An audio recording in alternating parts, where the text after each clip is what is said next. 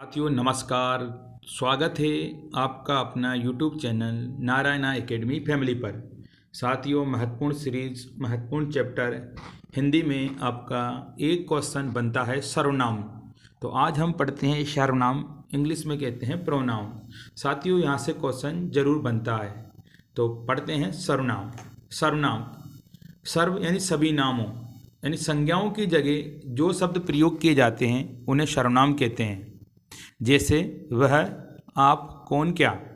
दूसरे शब्दों में सर्वनाम उस विकारी शब्द को कहते हैं जो पूर्वापर संबंध से किसी भी संज्ञा के बदले आता है, अर्थात संज्ञा के स्थान पर प्रयुक्त होने वाले शब्दों को साथियों सर्वनाम कहते हैं।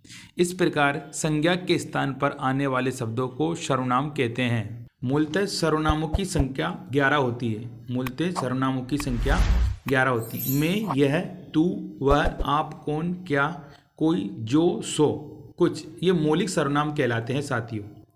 अन्य सर्वनाम शब्द भी इन्हीं शब्दों से बने हैं जो लिंग वचन कारक की दृष्टि से अपना रूप बदलते हैं। जैसे मैं से बने हैं मेरा, मेरी, मैंने, मुझको आदि। सर्वनाम के भेद।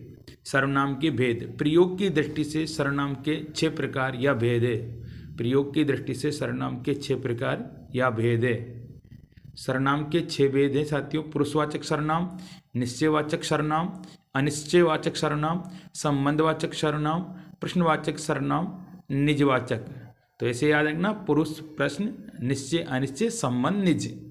आप ट्रिक याद कर लेना, पुरुष, प्रश्न, निश्चय, अनिश्चय, संबंध, निज। या आप ऐसे ही याद कर लेना, पुरुषवाचक सर्वनाम, निश्चयवाचक सर्वनाम, अनिश्चयवाचक सर्वनाम, संबंधवाचक सर्वनाम, प्रश्नवाचक सर्वनाम, निजवाचक सर्वनाम।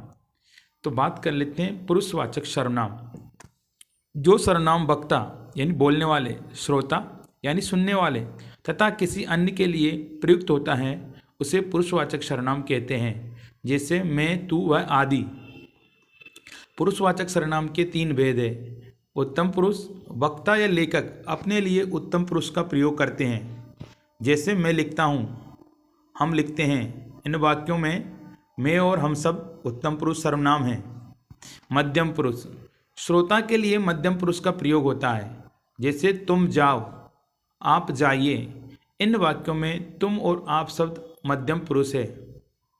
नेक्स्ट, अन्य पुरुष, वक्ता या लेखक द्वारा श्रोता के अतिरिक्त किसी अन्य तीसरे के लिए अन्य पुरुष का प्रयोग होता है। जैसे वह पढ़ता है, वे पढ़ते हैं। इन वाक्यों में वह और वे शब्द अन्य पुरुष है साथियों।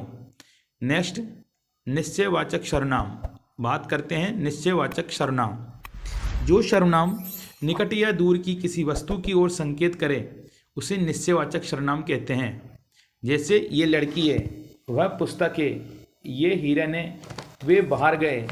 इन वाक्यों में यह, वह, ये और वे शब्द निश्चयवाचक सर्वनाम हैं।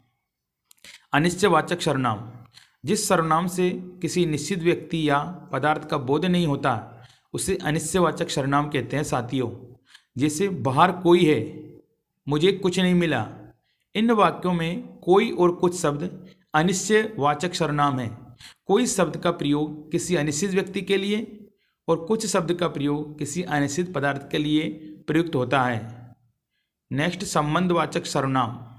संबंधवाचक सर्वनाम, जो सर्वनाम किसी दूसरी संज्ञा या सर्वनाम से संबंध दिखलाने के लिए प्रयुक्त हो उसे संबंधवाचक सर्वनाम कहते हैं।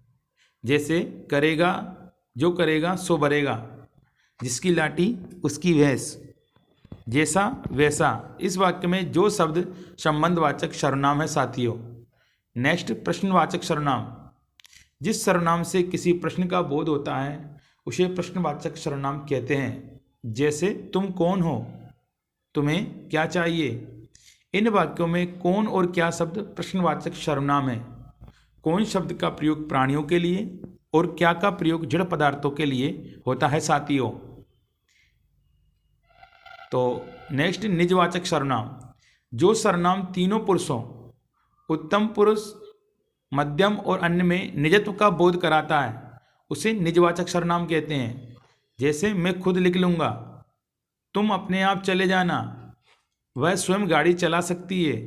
उपयुक्त वाक्यों में खुद, अपने आप और स्वयं शब्द निजवाचक सर्वनाम है साथियों। खुशबू बनकर फूलों से उड़ा करते हैं, धुआं बनकर पर्वत से लड़ा करते हैं। ये कैंचियाँ खाक हमें उड़ने से रोकेगी, हम पैरों से नहीं हौसलों से उड़ा करते हैं। साथियों, ये आपके लिए लाइन है। आप बोल रहे हैं खुशबू बनकर फूलों से उड़ा करते हैं, धुआं बनकर पर्वत से लड़ा करते हैं। ये कैंचियाँ खाक हमें उड़ने से रोकेगी, हम पैरों से नहीं हौसलों से उड़ा करते हैं।